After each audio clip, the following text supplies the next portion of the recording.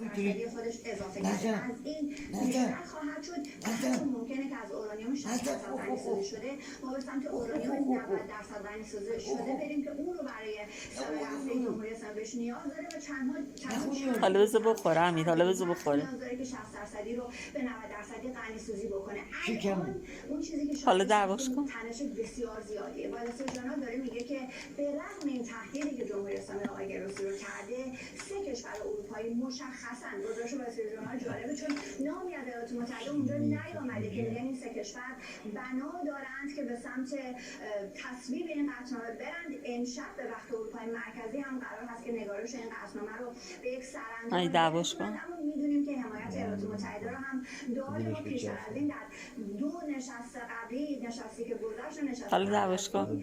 شنیده بود حالا بهش ایالات بگو. متحده فشاری آورده به کشور اروپایی که این قطعنامه رو صادر نکنن. همه